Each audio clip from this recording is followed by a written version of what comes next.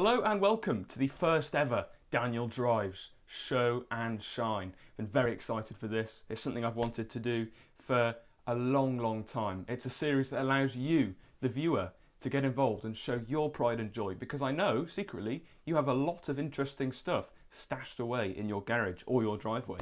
So you're about to see 6 amazing people who have been generous enough to send in their clips of their pride and joy, and there's a proper mix of machines I'm about to show you, from vans to cars going from 4x4s to hot hatches to really fast German coupes. So really, I'm not going to delay any longer. Let's get started and let's kick off with Simon and his rather incredible Mercedes C63 AMG Coupe. Take a look at this, it sounds immense. So here's my entry for Show and Shine. I'll show it, I haven't particularly shined it. It's a Mercedes C63 AMG Coupe. It's a 2012 car, so it comes with the original 6.2 litre V8. It is my pride and joy and my guilty pleasure all in one. Why did I buy it? I had an E39 BMW M5 that was getting a bit long in the tooth, and one day I saw and heard one of these things come past me and thought, yes, I want one of those. So I spent far too much money and got this. Why do I love it? I think it's a fantastic looking car. I think it's a great muscular shape and better than the car that replaced it. I love the sound of it, which I'll show you in a moment. And I love the performance of it, in that it is the kind of car that is mash the right pedal and hang on for dear life. Not many modifications to report. It's got non-standard alloys. You can see the red brake calipers as well. They come as part of a package from Mercedes called the Performance Pack, which means that it comes with an extra 30 bhp from factory, just in case the original 457 wasn't enough. Inside it's got quite a rare red and black interior. The steering wheel has been retrimmed to match with red stitching, even a red ignition key, because I'm that much into the colour coordination of the red and black. And as I said, the thing I love, this.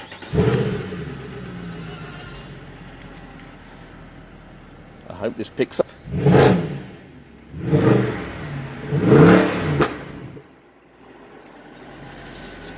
And that just never gets old. So there it is, that's my show and shine.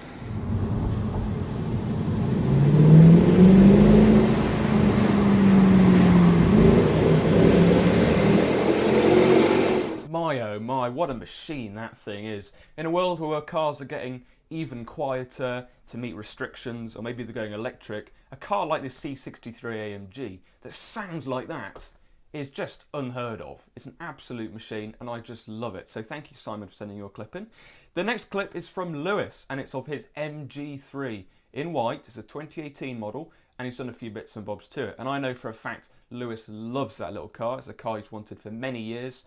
Lewis has been a guest on my podcast, the Piston Podcast. We've talked about car detailing, British Leyland, and yeah, we've been chatting for about a year. We share a lot in common. So sit back and watch this, MG3. Hi Daniel, it's Lewis here from Maxon's Motors.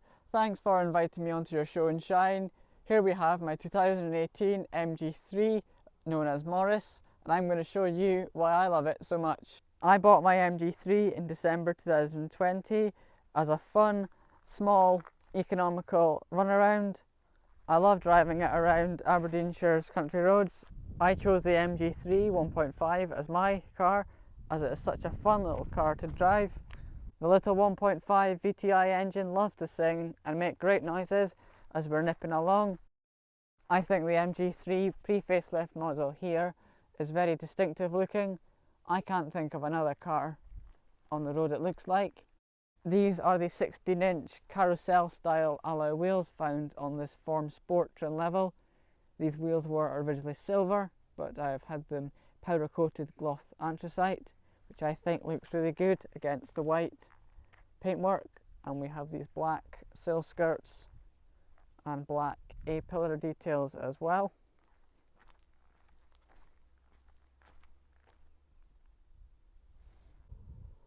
The MG3 is a very comfortable, well-equipped car. This model features air conditioning, Bluetooth, media and telephone, digital radio, cruise control, steering wheel, volume controls, and all-around electric windows and mirrors.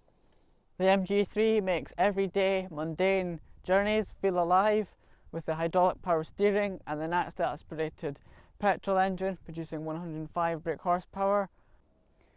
Owning and driving an MG3 every day for the last 8 months makes me believe that MG stands for Massive Grin. Nah, not really, it stands for Morris Garages, obviously.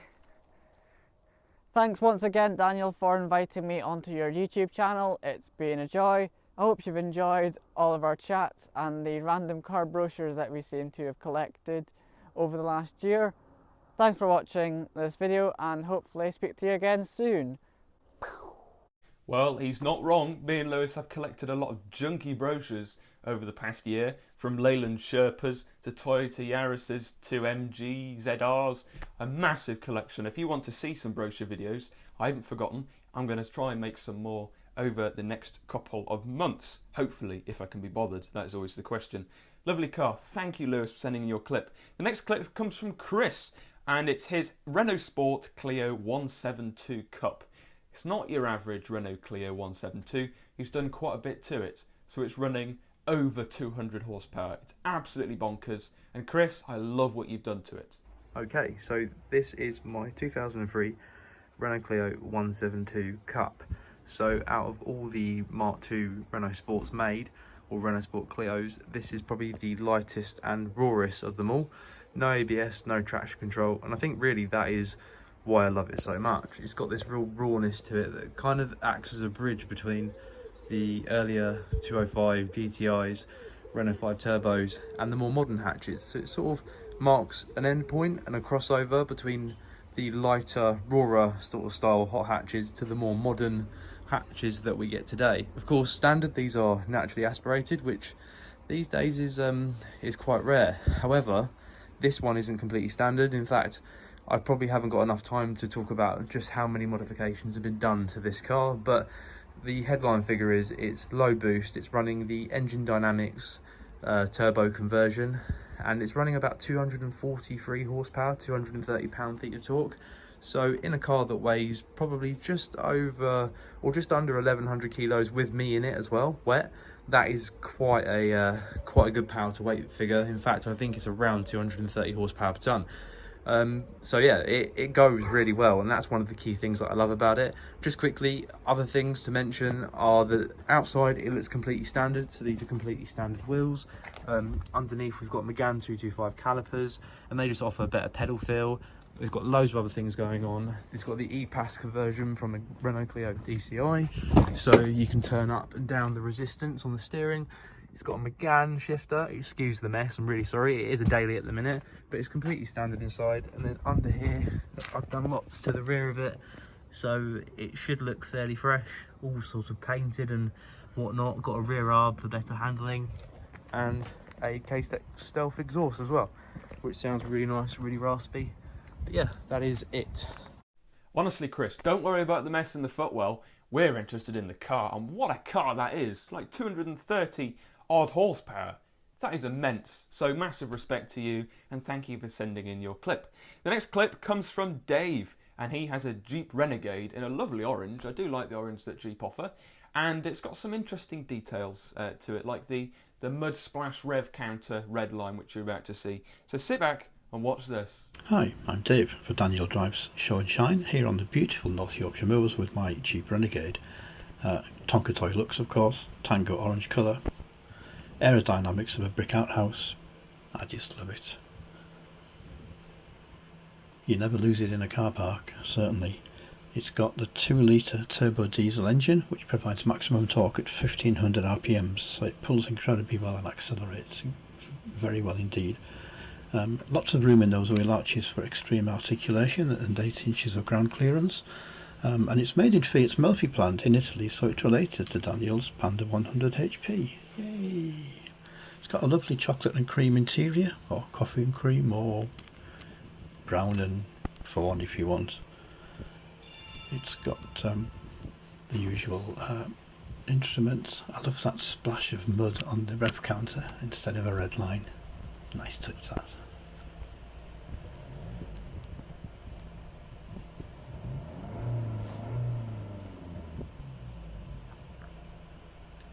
It's got the usual sat-nav media entertainment system, of course. Room for a few little apps in there, one of which is a compass. All Jeeps actually have a compass. Little known fact, you've learnt something today, hopefully. Never get lost in a Jeep. You may not know where you are, but you won't be lost. Four-wheel drive system is made by GK and Driveline, and it's actually the same hardware that's in a couple of other cars, notably the Range Rover Evoque, strangely enough. So it has the ability to send all of the torque to one wheel if required, so if you've got two in the mud, one up in the air, it'll still keep going. Cheers, this is Dave for Daniel Drives Show and Shine. I think really the highlight of that car has to be the registration plate with the Daniel Drives Show and Shine banner. Really nice, really nicely done, and a high level of creativity. So thank you, Dave, for your clip.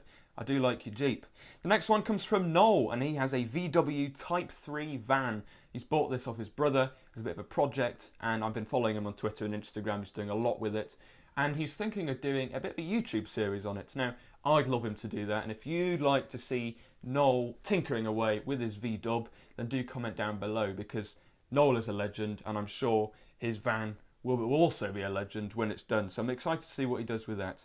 Hello Dan, here is my Show and Shine project.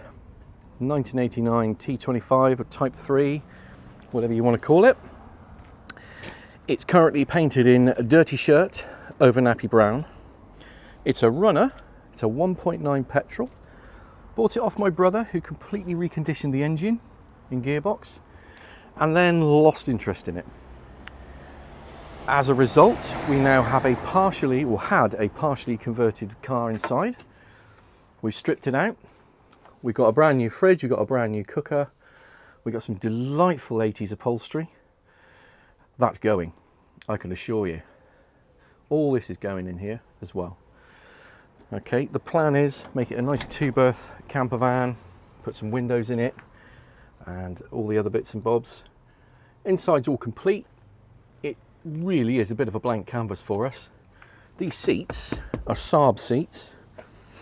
They're excellent, they're so comfortable. It's a solid car, as you can hear. It's absolute peach. We've wanted one of these for a very, very long time. Let me just show you the pièce de résistance. Look at that. That'll be going. It's going to be repainted white over blue. My wife's choice. She wants it a little bit more attractive, shall we say. So the idea is maybe do a little bit of a YouTube thing on it, if I can be brave enough, and we'll just carry on and see how we get on. That'll do you, Dan, I think. Well done, keep up the good work, keep up the channel. You're doing us all proud. And what does Hubnut do? No, I can't do that, it's copyrighted, isn't it? But I'll end where I started, I think. Very nice. I'm loving the poo brown colour. It's like our Renault Scenic currently on our driveway. I do like brown cars. It's a bit of a guilty pleasure. I know I'm going to get a lot of hate comments now and people unsubscribing, so I'm very sorry in advance. But I just like brown cars, and especially a brown VW camper van. I mean, come on. It's fantastic. Anyway, moving on now to George, who has 2 cars. He's done 2 entries for the Daniel Drives Show and Shine.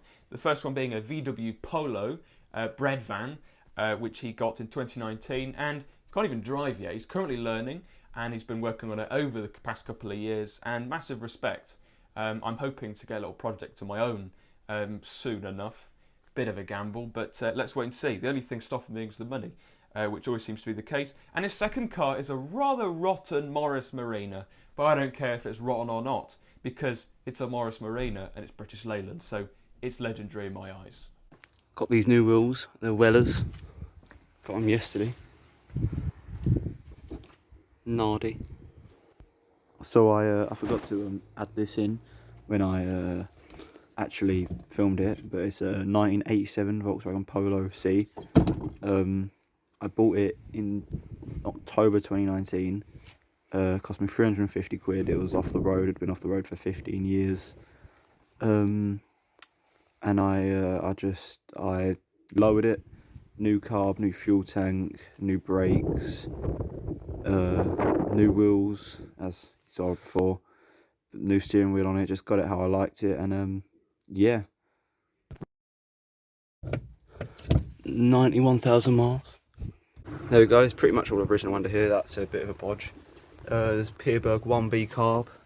Battery needs replacing. A couple stickers, because I thought it looked cool. Yeah, that's pretty much it. I've had to put a new carb on it, new front brakes, new master cylinder, lowered it, new wheels, that's pretty much it.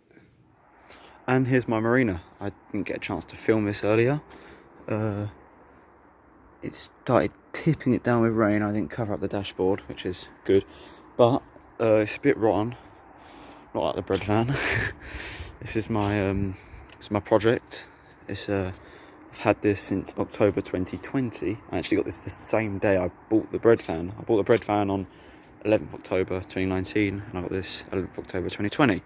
Exactly a year later. I got given it because the previous owner, he didn't want to get rid of it. He'd had it for ages. It'd been sitting on his driveway for 20 years, and he didn't want to get rid of it because it was his dad's and it was sentimental to him. And then he's realised that it was never going to see the road again if he just kept it. So he gave it to me to restore, which I'm giving a go at, but it's quite rotten. I've got a new boot lid, new doors. Say it's just rained, so it's very wet in here. Engine is on its way out. That's what I've been doing today. If I can find I don't know where it is.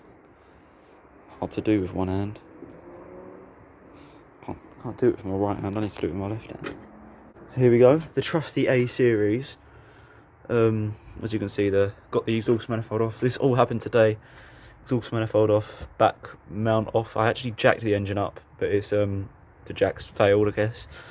Start motor out, alternator out, radiator out.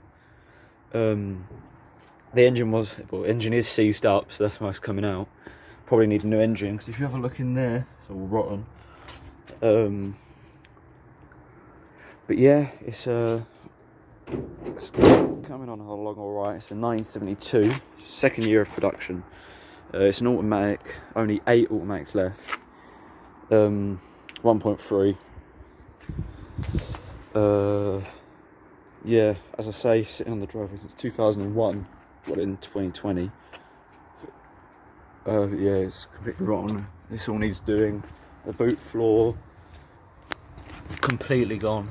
So yeah, that's the marina. Oh yeah, 55,000 miles. There you can see the automatic. So yeah. So there we are, the first ever Daniel Drives show and shine complete. Thank you to the 6 people who have showed and shined their wonderful machines. A massive mix, again, from AMGs to Renault Sports to a VW Polo. Endless cars here. So thank you so much to those people, Simon, Lewis, Chris, Dave, Nolan, George, for sending in your clips. If you've missed out, then do not worry, because later on in the year I am planning on doing an episode 2 for the Daniel Drive Show and Shine, because I know of a few people that have messaged me or emailed me to say they're either on holiday, lucky people, or their car has broken down, which I know is a very common thing, unfortunately. So there will be an episode 2 where you can get involved again. Or maybe the people that have showed their car in this video maybe have another vehicle that they'd like to show off. But anyway, we'll wait and see. That is later on in the year. Thank you so much for watching, and thank you to the people who have sent in their clips once again. And I will see you very, very soon, whether I'm in a new car or in the Panda tinkering away, or maybe it's a Tamiya video, I don't know. But subscribe if you haven't already, because it helps massively. The next video is a very exciting one, so you're going to want to stick around for that. Thank you for watching, and I will see you soon. Goodbye.